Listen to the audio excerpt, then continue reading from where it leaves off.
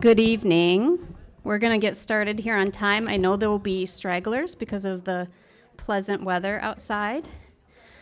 My name is Mary Schlitt, and I'm the Associate Director for the Barger Leadership Institute. And I want to thank you for joining us this evening for our talk with Ira Chaleff about his new book, To Stop a Tyrant, How Courageous Political Followers Make a Crucial Difference. So the BLI is home for immersive leadership experiences at the University of Michigan. We use the power of human connection to unearth and inspire authentic leaders, and now thanks to Ira, courageous followers, because that's his other book. And through the power of empathy, understanding, and mindfulness, we explore a leadership approach based on scholarship and dedicated practice. I want to thank our event co-sponsors, CW+, Ford School Leadership Initiative, and the Sanger Leadership Center. Introducing our guest this evening is a colleague, a friend, and a longtime advocate and supporter of the Barger Leadership Institute, Dr. Doreen Lawrence Hughes. Dr. Lawrence Hughes is the founder and principal coach of Brazen Communication, a coaching and consulting company. She has provided executive coaching, consulting, and leadership training for a variety of sectors, including higher ed, academic medical centers, and healthcare. She served for over 19 years in academia, most recently as assistant dean for the undergraduate ed in the College of Literature, Science, and Arts right here at Michigan. And that's how we know her so well. Prior to that, she was the clinical associate professor at the Annenberg School for Communication and Journalism at the University of Southern California, where she also served as the associate director of faculty and student development. Doreen is also a licensed attorney with over 20 years of experience in private practice, and she's proud to also serve as one of the master coaches for Michigan Medicine's Office of Faculty Development. So I'm going to, please help us welcome Doreen to the stage.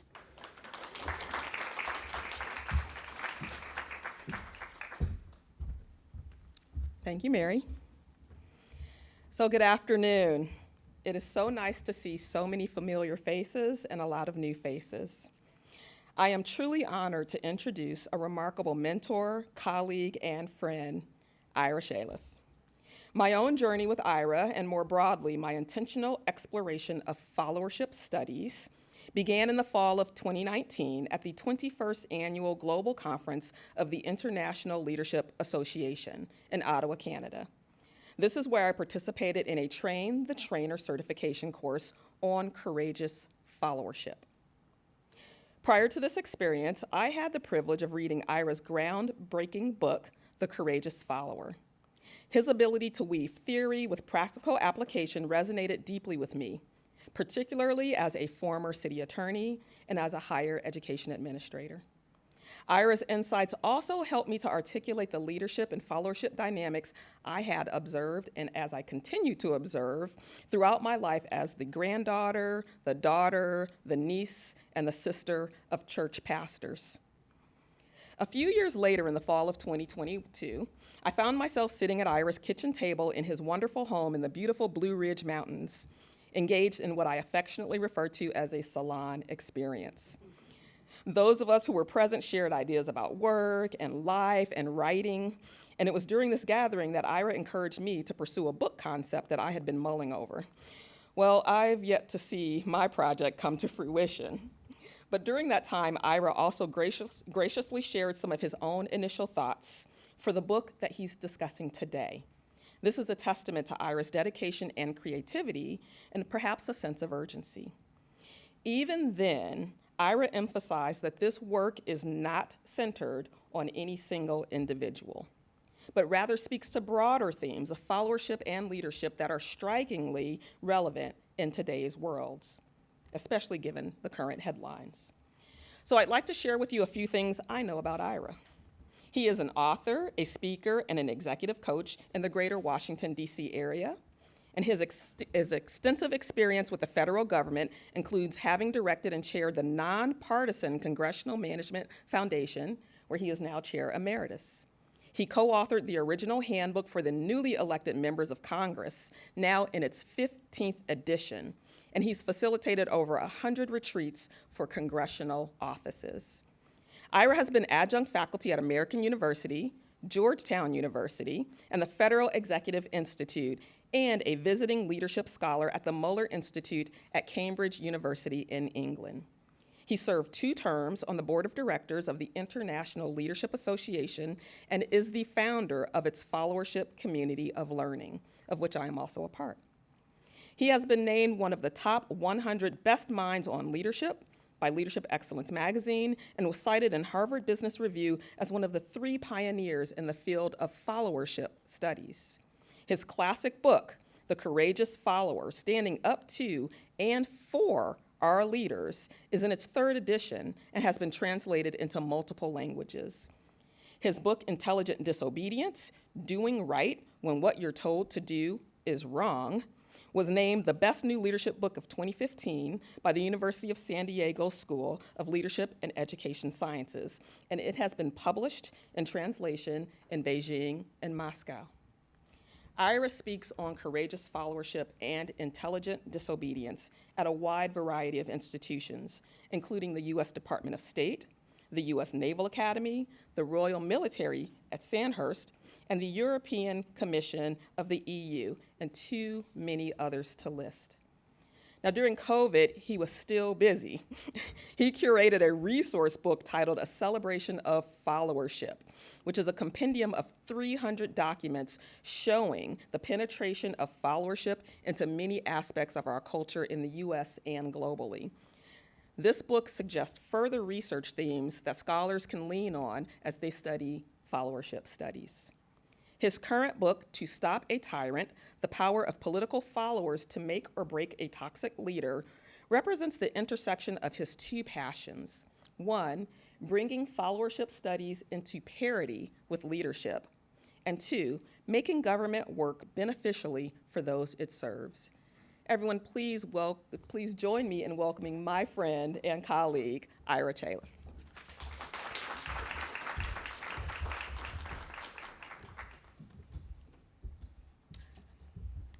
All right, well, I'm delighted to be here. You didn't do too well on the weather, but wasn't too bad either. I had a chance to walk around campus this morning. It gave me a nostalgic feeling. I'm not sure if anyone in this room knows this, but 60 years ago, this month, I was part of the free speech movement at the University of California, Berkeley,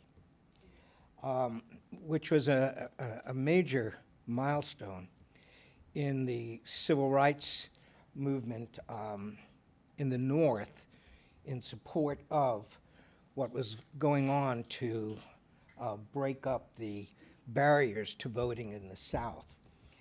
And I learned a lot about leadership and followership there. And, how do you walk the line of doing the right thing, speaking truth to power, but doing so within the boundaries that are legitimate, which is basically pristine, nonviolent protests. It doesn't mean that the police were nonviolent, but that's another story. 20 years later, the university, after being very disturbed about what we had done, created a museum honoring us and honoring the movement, because it really was a seminal movement on establishing the principle that the First Amendment doesn't end at the campus gates as long as it's being done in an orderly fashion. 40 years afterwards, we held a kind of celebration, and I actually wrote a song for it. You can find it on the internet. It's probably a pretty good song. And now it's 60 years later. And so I'm at the stage of life where I'm very much aware of whatever I do now is passing the baton to new generations of people who are as passionate as we were then, who are as passionate now about trying to do the right thing. And it's not always easy to do the right thing. We do what we think is right. Years later, we may find we weren't as right as we thought. I'm hoping whatever I share with you today gives you a few pointers in guiding your own commitments, your activism, your leadership and followership, and your political path. So with that personal preamble, let me ask you a few questions. How many of you are in a leadership development program now, or have been in one recently? Okay, about half the people in this room. All right, next question. However you want to apply this to your undergraduate work, your graduate work, etc., when you were applying to get admitted into that program, how many of you were asked to name the leadership positions you had held? Almost everyone, almost everyone. Okay. Next question. You have to answer this in one word. You can shout it out. What is the one thing a leader must have in order to lead? Louder? A follower. If no one is following, by definition, they are not leading. It's that simple, you see. All right. So therefore, if leadership can't exist without followership, I want to ask you another question. When you were applying to get into the school or the program you're in, how many of you were asked how you had been effective followers? Nobody? Not a single person was asked that. Okay, well listen, this is very interesting, isn't it? What does it say about our culture? You can't have leaders without followers, but nobody's interested if you were ever a follower, let alone how you followed. All right, what's going on here? So, some of you who are in leadership programs may have come across the theory on the romance of leadership. This was really quite old now. The original work was probably done in the 60s on this, maybe 70s. And the idea was, the observation was made that leaders are given too much credit for the success of an operation. In other words, they deserve some credit. But do they deserve 100% of the credit? Absolutely not. You know, they could not have done it without all of those below them who did their jobs effectively. Similarly, leaders get too much blame, I would argue. And that's partly what we're going to be examining today. How, as followers, do we share responsibility in co-creating the culture of an organization? So, fortunately, leadership programs are beginning to recognize this. And I want to commend the Barger Leadership Institute. In 2025, you're going to have your first foundational class on followership. So that's good, because you got to catch up, because there's some other universities ahead of you here on this one. All right, but this is the dance. Is anyone here a ballroom dancer? Anybody? Anybody? Nobody? Is anybody willing to admit it? Yeah, a little bit. Can you dance if you don't have someone leading and someone following? Pretty much you can. So this is the dance in much of human existence. I'm going to play a kind of a funny video. Some of you may have seen it, but it makes the point. And I think I just want to make this point newly again in terms of this talk. What is the power of the follower? So let's take a look at this. If you've learned a lot about leadership and making a movement, then let's watch a movement happen start to finish in under 3 minutes and dissect some lessons. First, of course, a leader needs the guts to stand alone and look ridiculous. But what he's doing is so simple, it's almost instructional. This is key. You must be easy to follow. Now here comes the first follower with a crucial role. He publicly shows everyone else how to follow. Notice how the leader embraces him as an equal. So it's not about the leader anymore. It's about them, plural. Notice how he's calling to his friends to join in. So it takes guts to be a first follower. You stand out and you brave ridicule yourself. Being a first follower is an underappreciated form of leadership. The first follower transforms a lone nut into a leader. If the leader is the flint, the first follower is the spark that really makes the fire. Now here's the second follower. This is a turning point. It's proof the first has done well. Now it's not a lone nut and it's not two nuts. 3 is a crowd and a crowd is news. A movement must be public. Make sure outsiders see more than just the leader.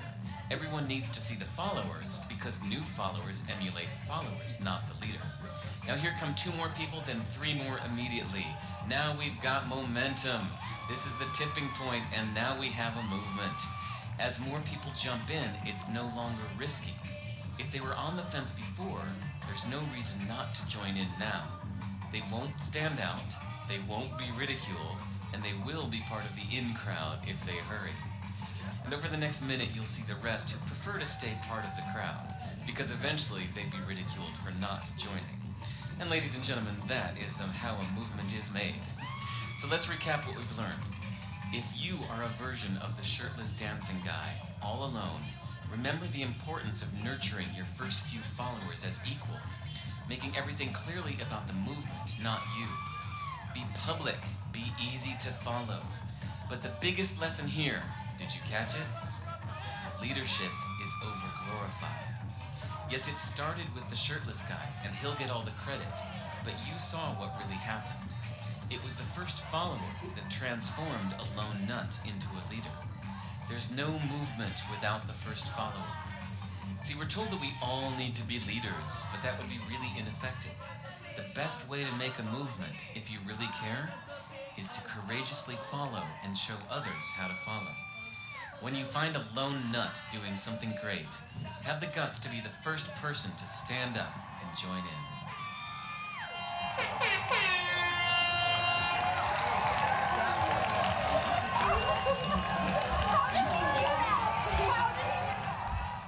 All right, you can never think of followership the same after seeing that. As Doreen mentioned, I've written a number of books on this subject as my own thinking evolved and my own experience evolved. The last book in this row, Intelligent Disobedience, was a very interesting aha for me. I'll tell you how it came about because it's very relevant to the story we're telling here. I was teaching a class, as I did many, many times, on courageous followership. And a woman, we were talking about authority and how most of the time it makes sense to comply with what authority is telling you. Most of the time. But sometimes it doesn't. If they have the wrong information or have a wrong motivation even. This woman raised her hand and said, I have an example of this under the desk. I said, well, under her table? What did she have under the table? She had a dog under the table. And she explained that this dog was being groomed to be a guide dog for a person who had, severe sight loss. And for the first 18 months of its life, it lived with her family to socialize it, to teach it how to be as quiet as it was, and to learn all the commands it would need to know in order to be a guide dog. She said then it needs to go to a higher level trainer to teach it intelligent disobedience. I never heard that term. I said, what is that? And she said, well, think about it. If the dog gets a command to go forward, and there's, let's say, a quiet hybrid car coming around the corner, it must not obey. If it obeys, it's going to get him killed. And I said, we can teach dogs the difference between when to obey and when not to obey. why aren't we doing this with humans? You see? So that began my research for that book. And I'm going to tell you one story from that book, just because it illustrates so vividly what we're talking about. And during another course I was teaching, during a break, a woman came up to me and told me the story.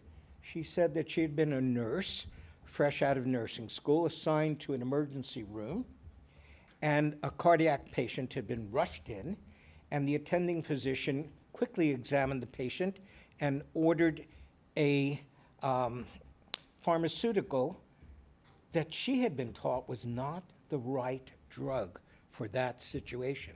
Now get this, he's the doctor, she's the nurse.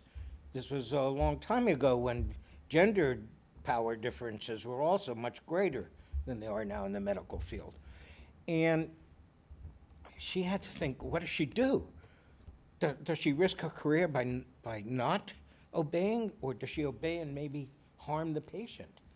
She said to the doctor, she said, I found my voice, and I said, doctor, I was taught that's not the right drug for this situation.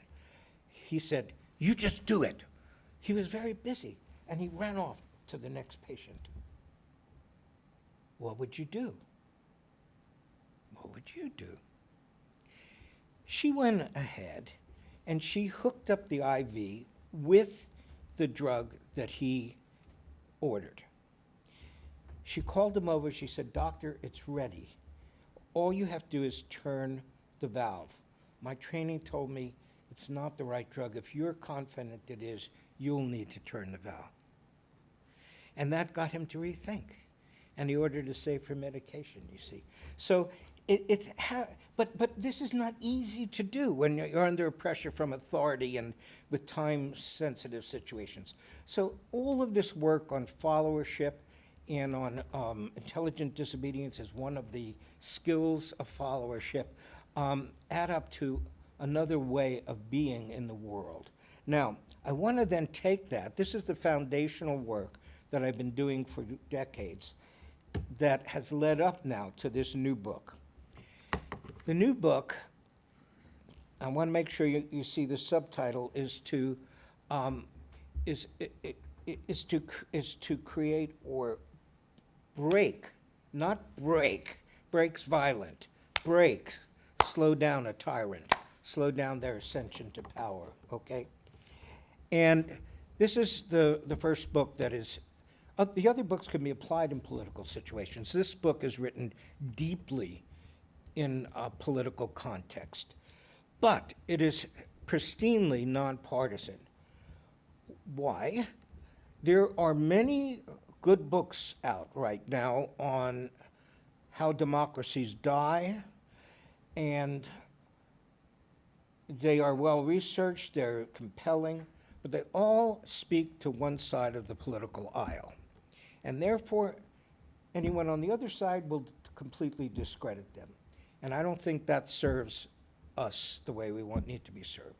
So I've written my book so that each party reading it, wherever they are, it requires them to think about their relationship to the leaders without telling them who they should follow, who they shouldn't follow. And it's not written for this election. It happens to have obviously some cogency around this election, but it's not written for this election, and it's not written just for the United States. When people would hear what I was writing about, they would say, boy, is that timely? And I would say, yeah, and it's been timely throughout human history and on every continent, you see. So it's part of the human condition. And the question is, can we do anything to change it? I'm not saying this book has the answers. I'm saying that this is a contribution towards a better way of doing this. And all my books, I'm not an academic, I'm a practitioner. All my books are prescriptive as well as descriptive. So you will find that there are many, many things that you can think about. What can you do to make a difference, depending where you are in the political system, which we'll get into. All right. Why this book? Someone asked me, you asked me, why this book? And my family history goes way back. My grandmother lost her entire family under the Nazis, and very young age, I asked, how does that happen? Why do people follow when they shouldn't follow? But also, it's all around. One of the readers of my book, who is a Russian woman, as a matter of fact, but she teaches at Antioch. I'm going to be speaking to her class on Friday. In her endorsement, she wrote that there were 52 countries as of 2020, when her research was done, that had tyrannical leaders. So this is something half the world at any given time seems to be dealing with. And what can be done about this? I'm going to engage you a little bit here, because I don't like doing all the talking. So I'm going to ask you some questions. Turn to someone next to you and name 3 contemporary tyrannical leaders, government leaders. And, you know, depending on where you come from, what part of the world, you may have different answers than the person next to you. But think about it. I'll give you just a minute. Name 3 leaders the heads of their government, country, who have seemed to be, from everything you know, tyrannical.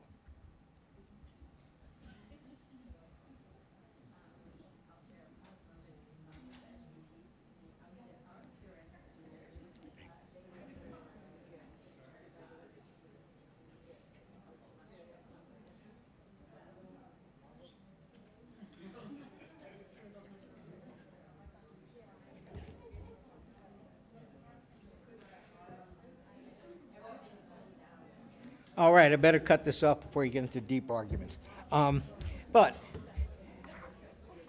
I doubt that anyone had much trouble doing this. And if I'd asked you for 5, you could probably do that, and so on. All right, now here's another question.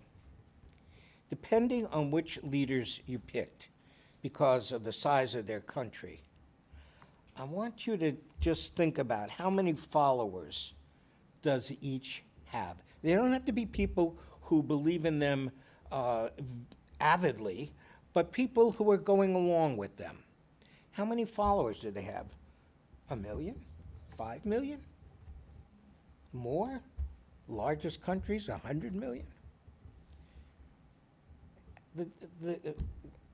The head of whatever the largest country is that you thought about, who has a tyrannical leader, how many of them have more than 1 million followers?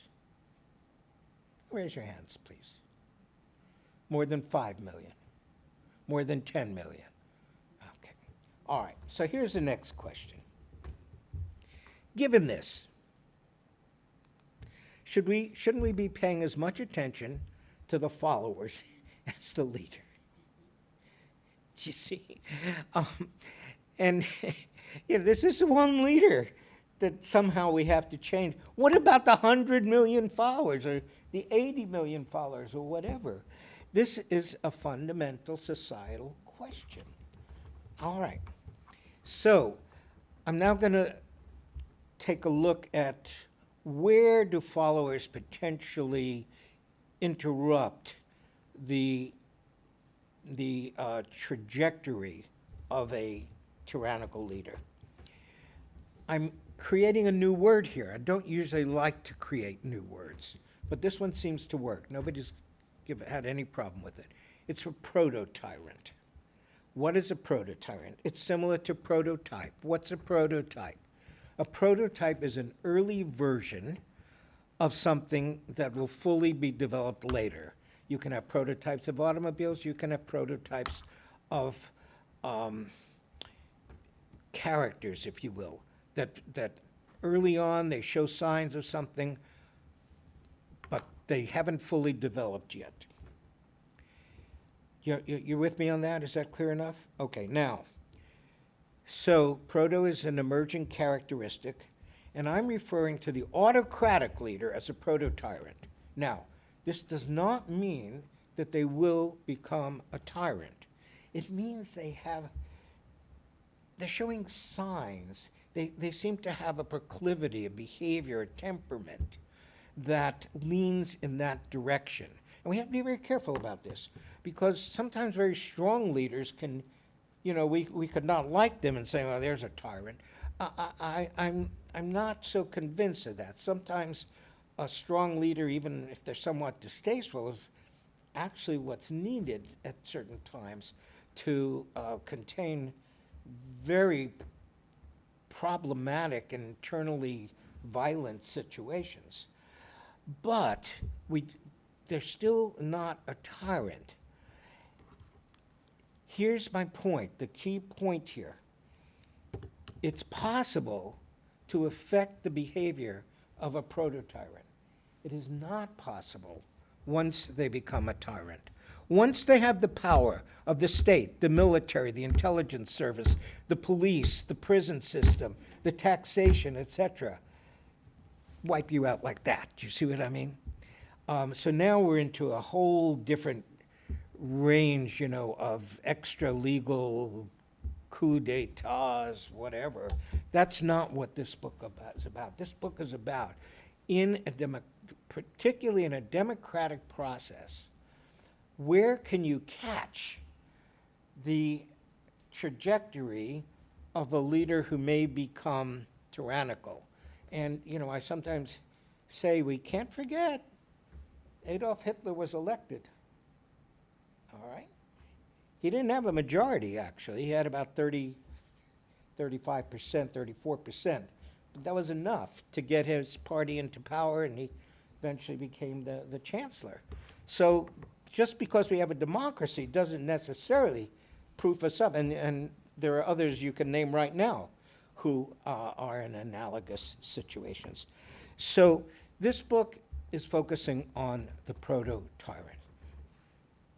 Tyrants don't usually emerge out of thin air. There's a progression, a negative progression that tends to happen.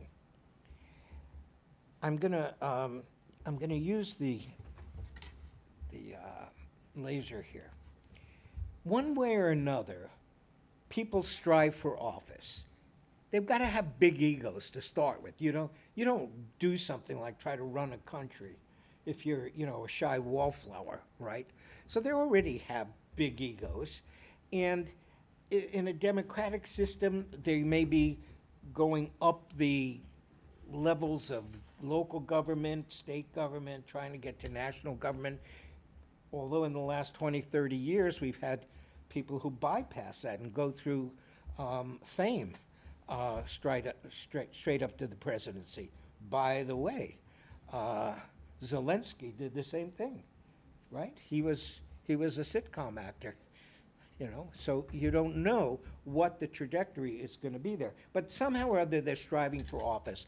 And in non-democratic systems, they're doing it, they could be doing it through coup d'etats, etc. Once they're in office, they've achieved office, they may actually perform fairly well initially, because the autocratic personality kind of cuts through the red tape and says, people say they need this, you get this done now, you get this done now. And so initially, famously Mussolini got the trains running on time, that kind of thing. Their popularity can increase once they're in office.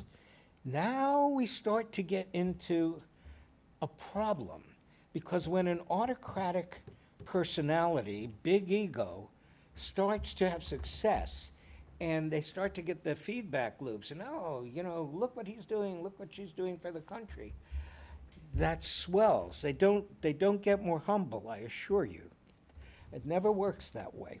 So we now get to the point where they've got a lot of power, and you start to see signs of abusing power.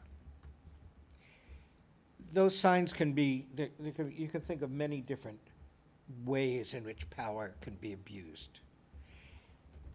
But they haven't, they haven't consolidated their power yet. There's a window here when it's the time for action, when it's the time for followers. We're going to talk about what that means in a moment, to act. Because if you wait until power is consolidated, it's game over. You watch Putin. You know, when Putin started, he actually spoke a good game democratically.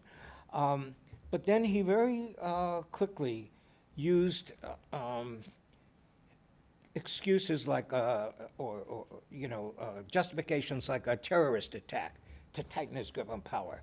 And the next thing you know, all of the governors of the Russian states were replaced by his people. They had been elected, they were replaced by his people.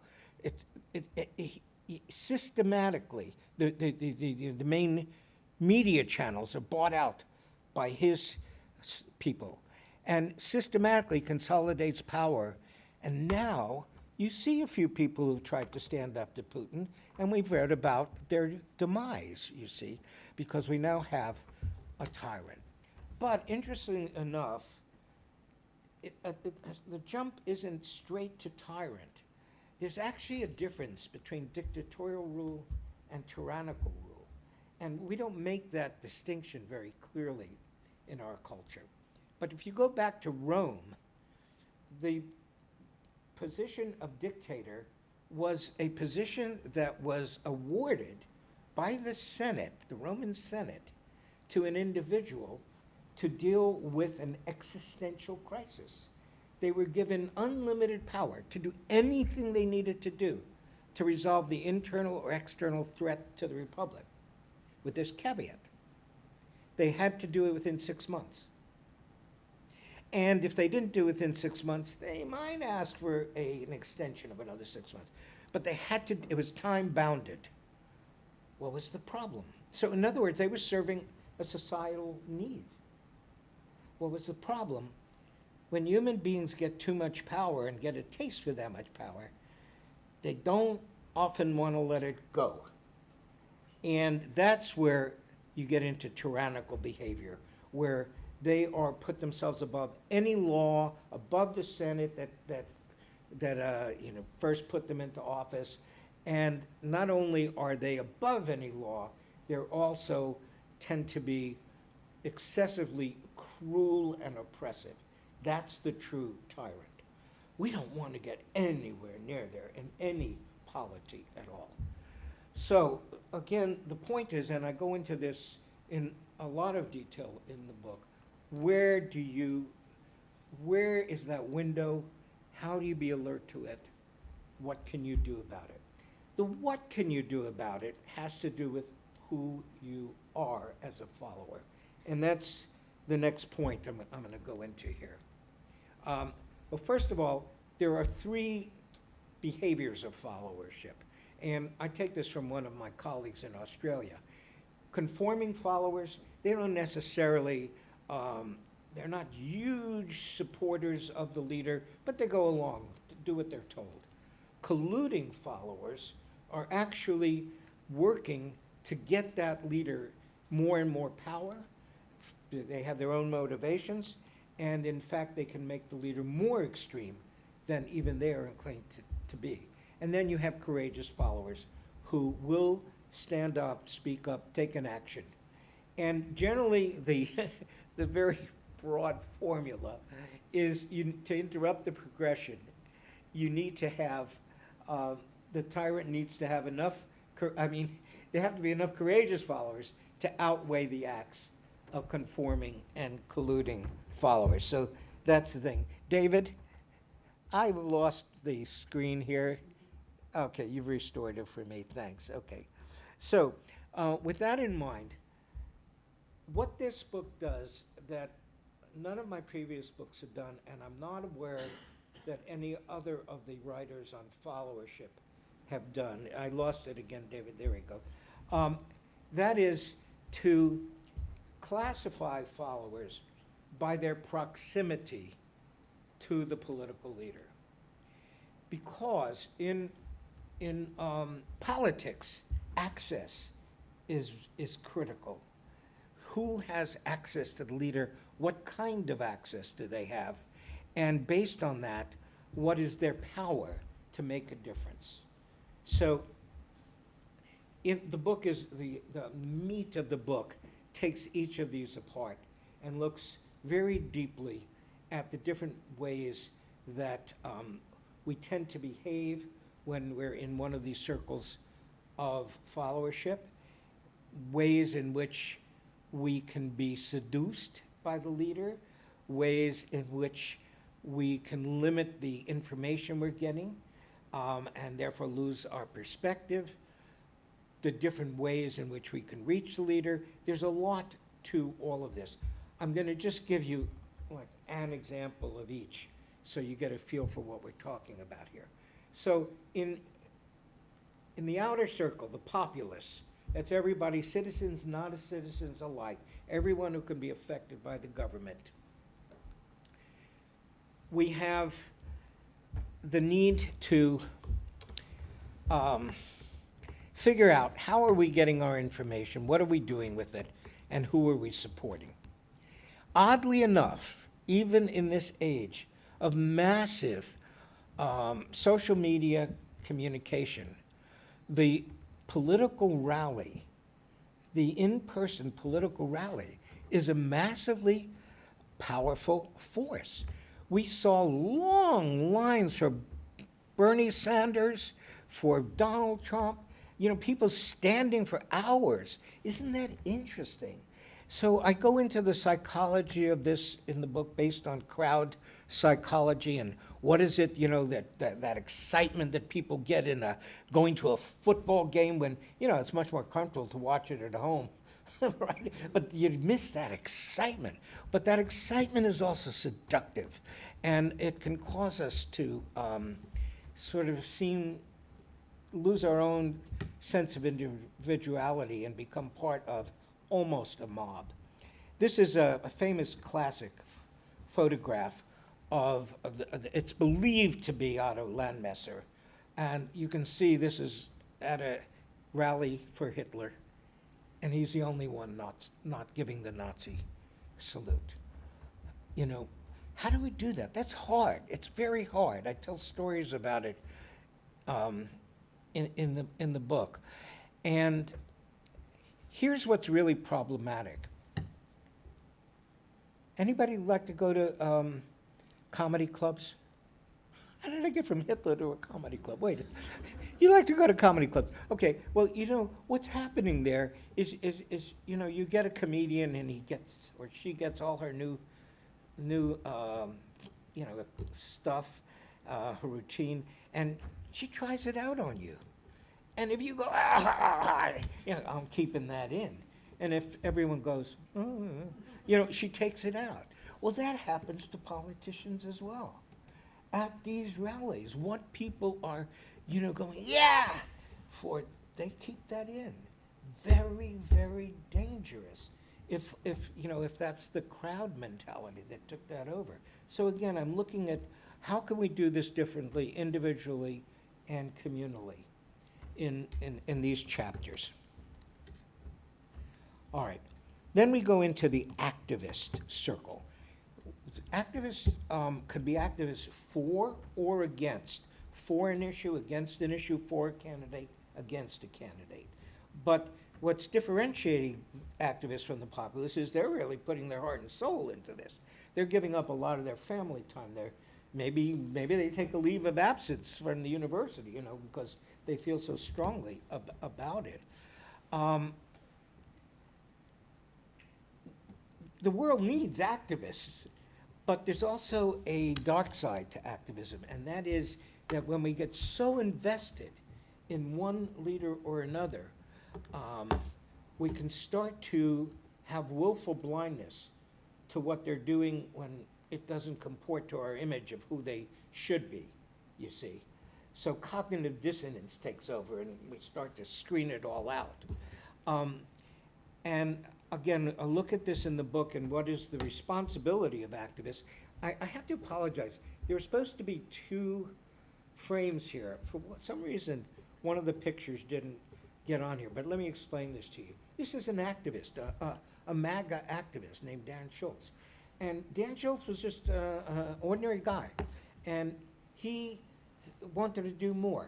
And he got this idea. Somehow he said, I wonder what a committee precinctman does. And he said, boy, it's probably hard to become a committee precinctman. So he looked into it and he found there were thousands of vacancies for Republican committee precinctmen around the country. And it wasn't hard to get into at all. So he, follower, not from the leader, started to promote this. And he wound up getting thousands of people who thought like he did into these lower level Republican Party positions, and then they worked their way up. Now, you may or may not like that, but you can't fault him for using the democratic process. Do you see what I mean? To push what he's doing.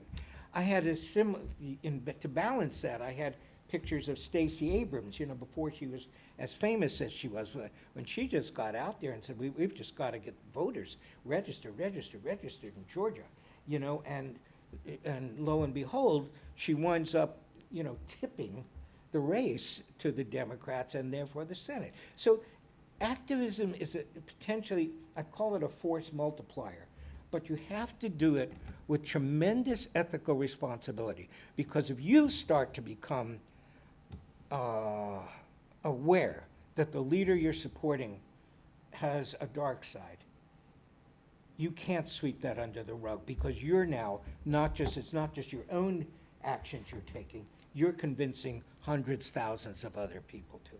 So the chapter on this goes into if you choose to be an activist. Then we have the bureaucratic circle. No political leader gets anything done without a huge bureaucracy. In the United States, our federal bureaucracy is over 2 million people. That doesn't include state and county bureaucracy.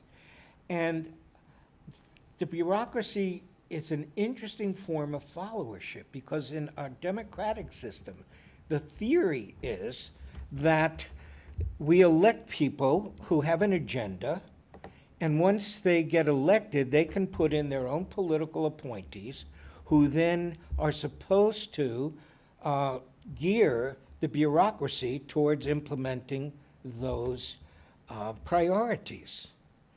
Well, this can work when things are more or less aligned, but what happens when the political appointees actually don't understand at all, don't agree at all with the purpose of the different agencies and start to eviscerate them? What does the bureaucrat do? They are not empowered to set their own policy. But what if the policy is really immoral?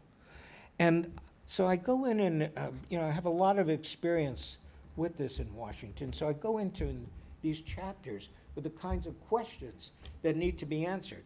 One of the stories I tell is about a woman who, in the federal system, you have what's called the GS system, the government service system. And so when you enter, you're a GS3. And if you work your way all the way to the top, you're a GS15, you're a senior manager.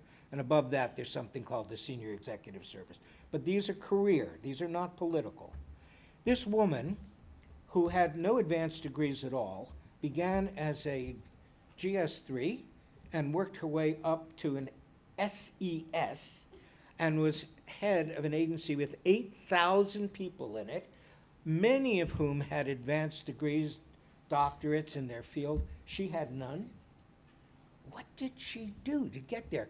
You'd think, well, she stepped on a lot of people's backs. No, we intimately had worked with her people. They loved her. What did she do? So I called her in one day and I said, look, you're asking us to help your people be more politically savvy so that they can get more done, because you need to be politically savvy in a political organization. I'd like to sit down with you and see how do you do political savviness? So we sat down for about an hour, and I had a big sheet of paper, and she would say, well, I said, what happens when you walk into a room? Well, I look for this, okay, and I look for that, and then I think about this, and before I go into the room, I do that, and then I do this, and then I see about, and before we knew it, we had this like mind map, and she goes, oh my God, I had no idea what I do. And that's what often happens with people who, really get good at something. So what I've done is distill a lot of what she has done, and in these chapters, help people to develop their own political savvy. And it doesn't have to be in government, it could be anywhere. Oh, it could be in a university. No bureaucracy here, right? Okay, just checking. So I think even if you're not, or you don't consider yourself a bureaucrat, certainly not a government bureaucrat, there's still a lot of value here. Then we have the elites. And I don't define elites as just rich people. Yes, rich people are elites. But elites are anyone who's high enough in their profession, their standing. They can be uber celebrities, they can be business moguls, they can be very senior members of Congress, senior authors, thinkers, jurists. Anyone who has sufficient standing that the political leader would like to try to get their support and certainly doesn't want them speaking against him or her, you see. And so elites have a very interesting implicit power, but they don't always use it well. And in fact, they often use it quite poorly. One of the things they do wrong, I characterize through this guy. So he was the richest mogul in post-Soviet Russia. He bought some of these companies that were privatized cheap, and he became a multi-billionaire. Because he was so rich, he thought he was untouchable, and he started to criticize Putin. The next thing you know, he's got a jail sentence of 14 years, lost all his companies, his family lost everything, and Putin only pardoned him after 8 years in jail, when he committed to leave the country and not ever again get involved in politics. So my point is that elites can overestimate their power, and they can think, well, I know this guy's a really not a good actor, really not a savory character, but guess what? I think he can protect my interests, and we can control him, no. And, if you let power be consolidated, you too, Mr. or Miss Elite, will become a target if you speak out. So there's a whole examination of how elites need to thread this needle to perhaps stay influential without sort of being deposed, if you will. And then lastly, we have the confidants. So these are the confidants, are the people who, one way or another, have gotten into the inner office and actually have the political leader's ear. And you'd be surprised. Of course, family members, old college friends sometimes fall into this, but you'd be surprised. Sometimes it's their driver, their valet, their caddy on the golf course. And it's really, really fascinating. And the thing about, if you're a follower at this level, and again, you may not be a follower at this level for the head of your country, but you may be for the head of a department you're in. You see them on their worst days as well as their best days. You're not just looking at the public image that they are projecting. You're seeing who this person really is. And there's an art, a skill to how can you potentially curtail their worst impulses and support their best impulses. And these chapters examine that. we particularly look at Nixon. You see, the trouble with studying proto-tyrants is if we're successful, they don't become a tyrant. So, so how do you study them? Well, Nixon was really probably our best example in this country because, he started to misuse his power, knowingly break the law, knowingly cover it up, knowingly get his inner circle to be complicit with him. And what happened was, ultimately, and the mistake that confidants make is they go along with illegality. Because once they do that, their toast is burnt. There's no good sort of outcome for them. So on the left, we have Ehrlichman and Haldeman, but they were just two of the people. It's not usually remembered that over 60 people were indicted over Watergate, and about 40 some served prison sentences. Yeah, Nixon got pardoned, but all those followers, all those inner circle, did not get pardoned.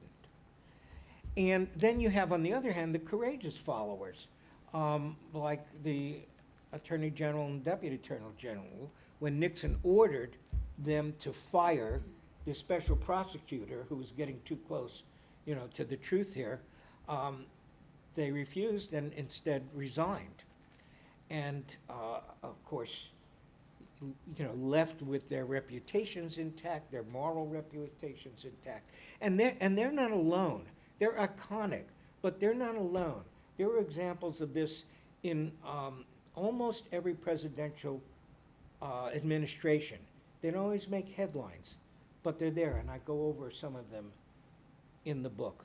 Ultimately, it requires, as it did in the case of Nixon, followers from pretty much each one of these circles to work together organically. It's not like they plan it all, but to work together organically to break the trajectory towards tyrannical rule.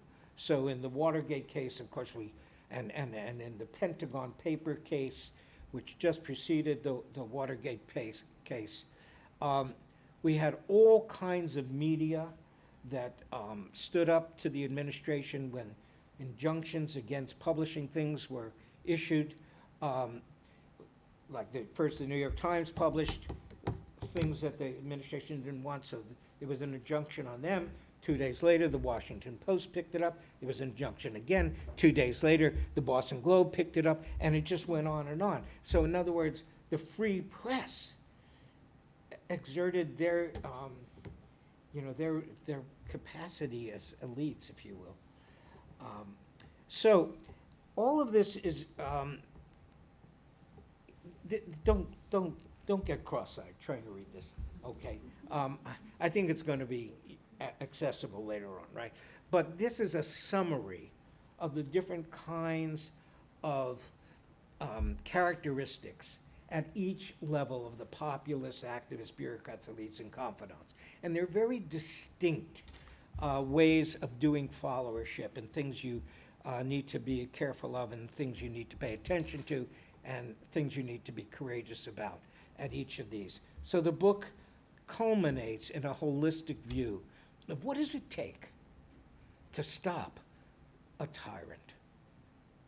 And I hope that in whatever way this speaks to you, that you will find it helps you in your own path of helping support democracy here or democracy in whatever country you happen to be from. With that, I'm going to just tell you I have a vision. My vision is that we don't just focus on leadership. Everybody hear that? We focus on leadership, followership, and context. In this case, it's a political context. In another case, it'll be medical. In another case, it'll be educational, right? But we always look at the system, the leadership system. And we focus more what I see happens too often is that people who are doing their doctoral dissertation on followership, probably leadership as well, because of the rigors of needing to, demonstrate your statistical significance, et cetera, that they're geared towards very, very narrow systems, very small groups. That's fine. You learn about the dynamics of leading and following within that group, but it's not speaking to what we need as humanity, to speak to the large systems of how leading and following go well, how they go wrong, how to do them in democracies. Democracies are very, very difficult. We should never think that democracy is easy. And I'm hoping that at least some of you are kind of moved to think about how can you bring some of this into your own career trajectory and make your own contributions. So on that, well, let's open it up for Q&A, and here are some prompts I have up here if you want to use any of them.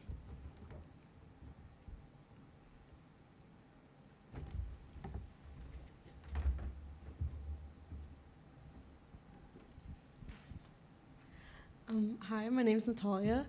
I'm a student with the leadership certificate here with BLI, and I just found it really interesting because the video you showed in the beginning was the video I wrote about to apply to the leadership certificate, because that was one of the main, I guess, issues I had with when you were asking like who has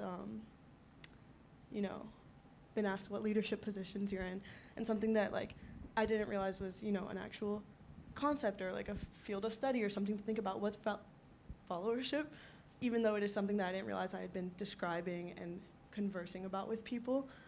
So I just wanted to say that I'm like really excited to have like heard about it and to have the book, and yeah.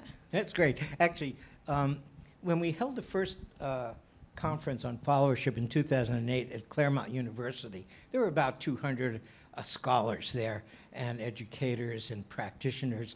And at the last session, we asked for feedback, and there was one very young woman. She was like a junior in college, and she raised her hand and she said, I came here because I'm applying to get into a good school. And they asked me what leadership positions have I occupied, and she said I could only think of 3 or 4. So I'm here to try to get some more positions, and all you guys are doing is talking about following. So what we did was we invited her to write a chapter in the book on how university admissions are skewed to the romance of leadership. So she got published as a junior in high school at a very serious textbook that's still in use in followership programs. Who wants the mic? Hi. So I am of the Generation X, and I started my career working on Capitol Hill, and it's amazing to see what political engagement looks like previously versus where we're at now. Can you say more about your vision where it sounds like equally studying political systems and social systems, because you are seeing a lot of folks kind of check out of their politics, and there is a lot more engagement in social settings and network. Can you tell a little bit more about that? It's a very, very good point. And I say this very clearly in the beginning of this book, but I didn't say it here. I'm distinguishing tyranny and tyrants. Tyranny is embedded in a system. You have racism, you have poverty, you have classism, you have, all kinds of tyrannies that are structural. They're very complex, and they're usually multi-generational to create change. Whereas the tyrant is an embodied individual who's wielding the power of the government. Now, they may make the structural tyranny worse. Perhaps in some cases they might make it better.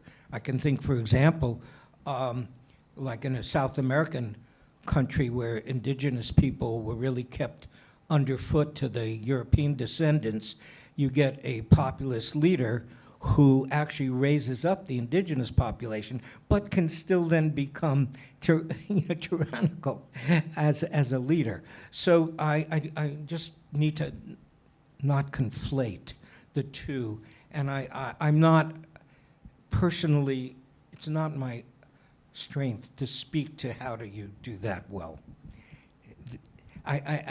You know, there are so many people who are doing good work socially, and it breaks down to just so many different subfields. So I look like I'm disappointing you in your. No, I like the distinction between the system versus the individual. Its own thing. No, it makes sense. Over here. Hi, thanks so much for doing the talk. I've really enjoyed it. I have sort of a half-baked question. So I find myself a little bit resistant to the idea of like going all in on followership, because it seems like leaders who seem great in the first 10 years of their career, you know, they have scandals, or you look back in history and they have skeletons in their closet. And I'm thinking about the comment that you made on the activist, when you were talking about activism and how you can be willfully blind to issues with a leading figure. How do you tell, like, assuming that everyone has some kind of issue, maybe I'm being cynical, how do you tell the difference between an issue that is dangerous to democracy if they're carrying the torch for a really, a really beneficial democratic issue? This is at least a 3/4 baked question. It's more than half baked. David, could you raise the volume a little bit, because I'm having a little trouble hearing. So, first of all, I want to be very clear. It would be, just as it's a mistake to talk about leadership without followership, it's a total mistake to talk about followership without leadership. You can't have one without the other. So, you know, that's why we need to treat them as a system. In the book, I go into your question. It's like, so I make perhaps a controversial statement in the book that populism is not a flaw in our system. It's actually a feature in a democratic system, because inevitably, if you give the power to elect to the populace, then the number of people voting is who elevates the political leader. But the elite are always going to try to control that and, you know, to get their person in. So, and often they're successful, you know, some people will claim that historically both parties were just two flavors of the same politics, you see. So sometimes it takes a populist leader to shake up the system sufficiently so that real change can occur. They use the same toolkit. They use the rally, getting people really fired up, all those things. So how do you tell the difference? My contribution in this book is to stay alert to what are you being asked to do. The call and response is a key feature of the political rally. And if you're being asked to say, you know, I thought about this very carefully in the book to not be polarizing. I might blow it here. You know, but if you say something like, "We are all Americans," and everybody goes, "We are all Americans," okay. On the other hand, if you say, "If you're not here from here, you're not American," that's a divisive. So are we being asked to support robustly a philosophy, an attitude, a policy, agenda that is bringing people together or dividing them apart? That's one test that I use on that. Thank you. Hi, I am Hassan and I'm from Indonesia. So it's a little bit different. I can't relate with the problem here in the States, but I can relate with the theory of followership. Yeah, I'm from Indonesia. So you talk a lot about the power of followerships, and but you also mentioned that what if the leaders have millions of followers? My question is, how does followership theory apply to cases where the tyrant has strong grassroots support? I wouldn't say that my government is a tyrant, but probably someone who misused their power. And what can followers do when the broader public backs authoritarian leaders? Yeah. So I have some hearing issues, so I think I understood, but if I didn't, you'll ask another question.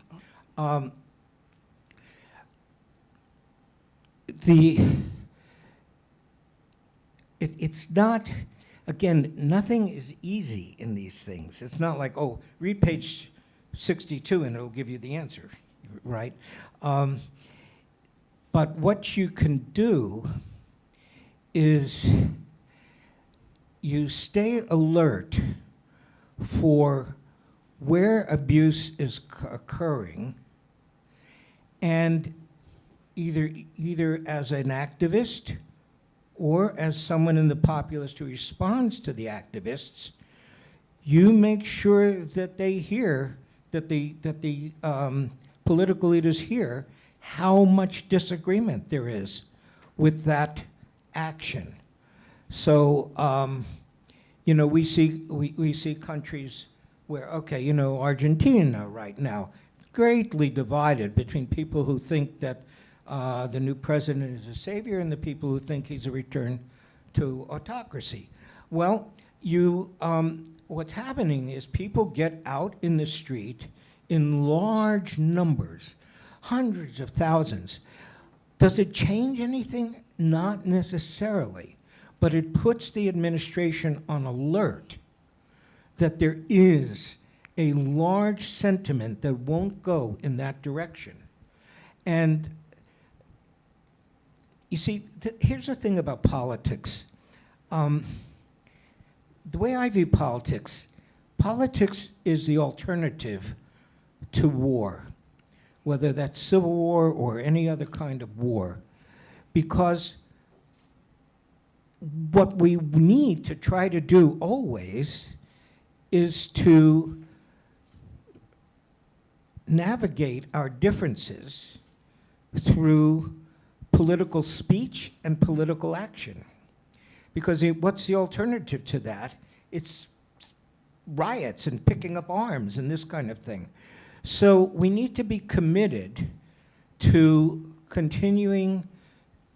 We'd rather just get on with our lives, but if we see abuse of power coming or growing, we need to get out there and say it and say it and say it and demonstrate it, knowing that we will not necessarily be successful, but we surely won't be if we do nothing. Okay? Oh, all right, thank you. So can you please reconfirm, so what are the ethical considerations followers must keep in mind when challenging tyrannical leaders when it could result in personal harm? Okay, I'm not 100% sure that I'm going to cover what you're asking, but I do make this point very strongly, that it is not necessarily the best action to remove an autocratic leader, even if they are being somewhat tyrannical. Why? Because very often what happens, there's an interesting studies in nature that what holds ecosystems together are often the top predator. you know, you research some of this, wolves, et cetera. Sometimes it's this real strong man that's holding the society together, not in very ways that we would find tasteful. But if your action is to remove them without having created a viable alternative, you often plunge the country into civil war or warlords, and actually it comes out worse.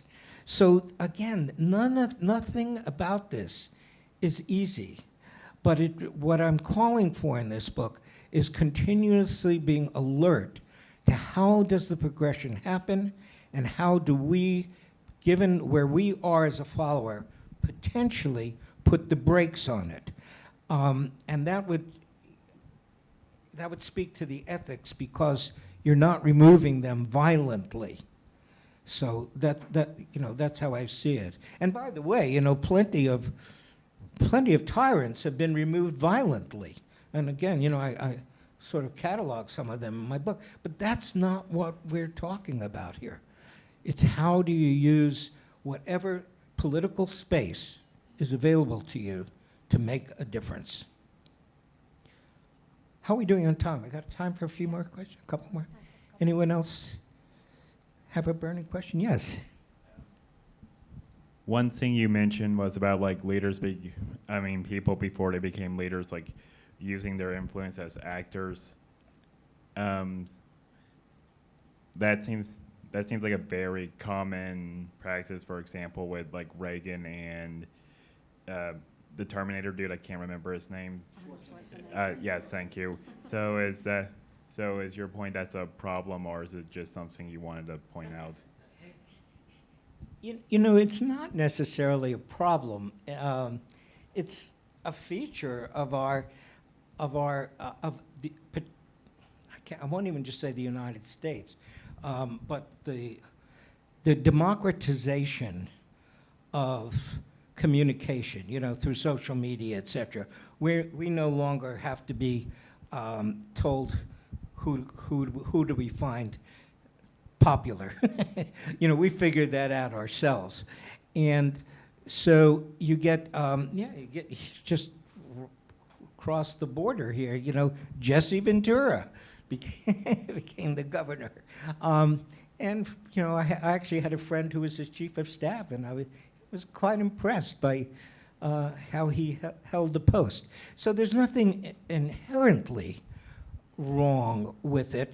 It's also a reflection of the weakness of our political parties, and that's for better or worse. Again, I don't want to start getting into political science class here, but these are phenomena that we're dealing with. I think I don't care if the person came up through a political trajectory or came up through a popular trajectory. I want to know, do they have the temperament, the skills, and the experience to do the job? And who will they surround themselves with to help them do the job? Will they surround themselves with bad actors or with good actors? And if they're good actors, they will teach them how to do the job. I've watched this, with senators who become Senate, and their staff realize the senator really doesn't know how to do his job yet, and they train him for a year or two until he can do his job. So these are all part of the factors. Yes. So I'm with the Ford School Leadership Initiative, and we talk about inspiring and equipping students to make a positive change in the world as the mission of our leadership initiative. I'm wondering if there are different tools in that toolkit that you would add for equipping students to be effective followers, not just leaders. Yeah. Let me clarify something, because I may not have, I didn't clarify it in this talk. It's not that the world has leaders and followers. That's not how it works. It's the world has people. And sometimes the person leads, and sometimes the person follows, depending on the context and their skill set and these kinds of things. So in many ways, the skill sets of leading and following are analogous. There are certain differentials. For example, a follower does need to manage their ego when they're working with the leader. They can't keep competing with the leader. They need to be willing to speak truth to power, but not keep competing with the leader. So that would be one of the things that I would emphasize. Yeah. All right, well, it looks like the energy is kind of gone out here. I want to make a pitch, and this is a little bit sensitive. You have a local bookstore who went out of their way to get copies of my book shipped here. And they're not a chain, they're a local bookstore. So if you have any intention of buying this book, buy it from them now to, sort of validate their support for the university and for this.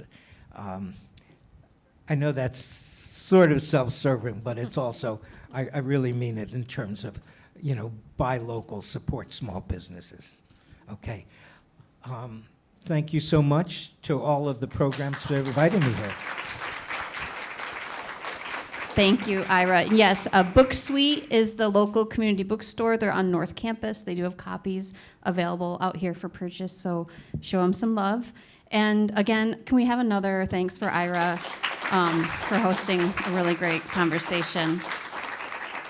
And please help yourself. There's still lots of food over there, and enjoy it, and thank you for coming out.